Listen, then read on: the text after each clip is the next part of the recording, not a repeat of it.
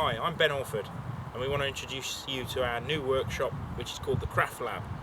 We're going to be running a series of green woodworking courses here, from bowl carving, bowl turning, spoon carving, but today we want to just show you a few little skills that we're going to be doing, which is going to be bowl turning, and we want to introduce you of how to prepare a blank, how to get it on the lathe, and then how to use these 3 hooks to turn a finished bowl.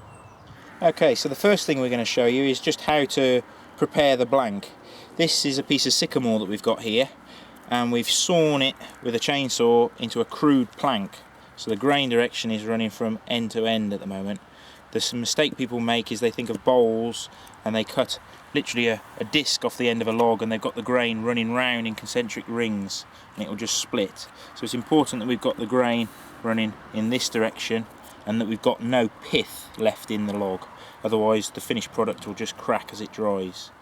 The next thing we've done is we've got a big set of compasses and we've marked out our circle all the way around, and then it's up to you. You can either use a panel saw, just cutting the corners off and then the corners off the corners, or what I've used is I've actually used a bandsaw to cut round and take off the waste material.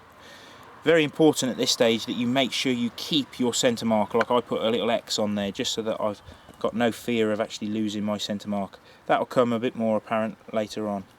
So even though we've used power tools at that stage, chainsaws and bandsaws, you can do it with hand tools and you can cleave it down, but obviously I'm sort of in it for the mass production almost, so I'm trying to speed it up as much as possible. The first thing is to assess the blank, make sure that you've got no major cracks in it or anything like that. We've still got a little bit of that waney edge left from where it came out of the log, so that almost dictates the sort of maximum size that we can leave it. If this was just completely circular, we'd only have to necessarily knock off a corner just to get it mounted on the lathe. At this stage I jump onto a chopping block, and my axe of preference is actually this Grand's carving axe, which is perfect for this job. It's got what we call an asymmetric grind, so it's almost sided. It's got this very long flat internal bevel and then a rounded stumpy bevel on the outside, which helps jettison the wood chip. The sided nature of the axe really makes it bite aggressively into the timber and helps us get through this awkward end grain as well. So we get our blank, we position it on our chopping block, and we make sure that we position our leg well out the way. We want to get into that nice safe body stance, and then we're going to start removing some of these waste corners. Again, with this axe, really nice curved blade to it which will help it cut, but I'm going to really concentrate on the flick of the wrist. That's what's going to help remove the wood. People tend to just pick up the axe and chop straight down like that, and it's very inefficient, so that flick, like you're cracking a bullwhip, is what makes the axe bite into the timber.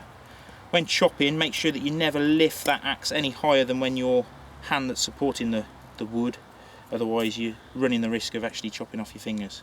So keep those fingers tucked out the way, nice safe body position, and we're going to start to remove a series of facets. Don't try and complicate things by trying to think round to start with. Think of these sort of flat facets, and we'll progressively work round, knocking the corners off the corners a little bit at a time. Now the end grain is the really tough part, so we try and increase that slicing angle. See how I crank that axe over, and then we work on the next corner.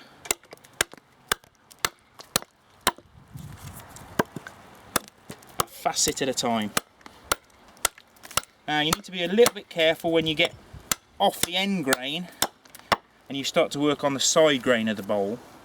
If you're not careful or you get the wrong angle, it's very easy to split the side of the bowl off, and that's not what we want. So very carefully, you can use the grain to your advantage by coming in from the end, almost cleaving a section off, and then carefully blending that into those previous cuts. Turning it round. Now at this stage we've got to remove quite a large chunks of wood, taking off these real heavy corners, but after a while, as we've worked all the way around, it might be nice to strangle that axe quite close to the head so that you get more control when you're trying to just blend those final cuts.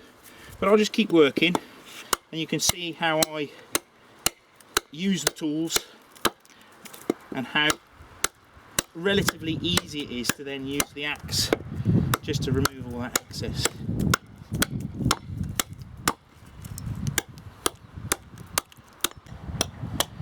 Okay, so we've spent a little bit of time and we've removed the heavy facets of the bowl, and now I'm just starting to blend those sharp corners and just trying to make it as smooth as possible. Now it's very tempting when you're first starting bowl turning to try and skip a lot of this stage because you're very excited to get on the lathe, but the more time you spend working with the axe and balancing this blank as much as possible, it's going to make it a lot easier for when you actually get turning. So don't be tempted to jump onto the lathe too soon. Just make sure that you keep looking at it, taking off any sharp edges, any big tool marks, and we're trying to get this as balanced as possible. Look, we've almost made a sort of UFO at the moment, and we've pretty much got this parallel thickness running all the way around our bowl blank. So that's pretty good. I'm quite happy with that, and we've still got our centre mark there. If you've got any lumps or bumps on this face, you can actually spend a little bit of time knocking that off, but that's pretty much where you want to aim to. So the next step is we can remove the axe from the chopping block, and we need to get another component. So the major difference with bowl turning or faceplate turning is we've got nothing to wrap our drive cord around. So in order for us to turn this on the pole lathe, we need a separate piece of wood called a mandrel, and this is going to be our drive unit. This is going to be what we wrap our string around it. Now this is quite important of what diameter this is. The big mistake I made when I was learning was I either made this too small or too fat, and that changes the gearing of the actual turning. So it's really quite important that up to about 12 inches you use something that's about 2 inches diameter. If you use anything smaller than that, say you go down to using an old chair leg as your mandrel, it's going to be about an inch, inch and a quarter, and that bowl is going to be spinning far too fast. So this is almost relative to the size of bowl you're turning. If you start to go over 12 inches, you might want to jump up to about 2.5, 3 inch diameter for your mandrel. This is an old mandrel that I made out of a piece of damson, and it's lasted a long time, and all it's got is these 4 nails driven into the one face, and then I've ground them and filed them so that they're like little chisels and they're all facing the same direction. So what we're going to do is we're going to hammer that into our bowl, and that's going to give us enough grip for us to actually spin that piece of wood, but at the end of the day we can still pull it out if we need to. Okay, so no complicated screw fixtures or anything like that. Lengthwise you're looking around sort of 6-7 inches, but you don't need anything excessively too long.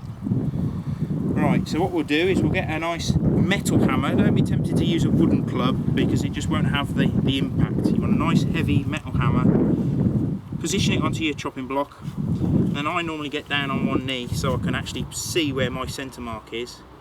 Now the important thing is we're going to get our mandrel and we're going to orientate those teeth so that they're going 90 degrees to the grain of our bowl blank. That serves 2 purposes. One, it gives you a lot more grip against the fibres of the bowl so that they're less likely to pull out, but also they're less likely to work like splitting wedges and actually split the bowl blank. So line it up, get down and see where you've got your centre mark. That's why we made sure that we didn't lose that initial marking out point. And then when you're happy, you can give that a wallop in. Now, as you're hammering it in, look at it, and if it starts to go wonky, start to steer it at this point and straighten it up. And ideally, you want to keep hammering it until we've got it touching the face of our bowl blank, like so. Don't be tempted to do lots of little taps or to adjust it heavily from side to side, because you'll find that it will just come loose and then it'll come off when you're actually turning. So that's our prepared blank, and we've got our mandrel knocked in. So that's now ready to jump onto the lathe.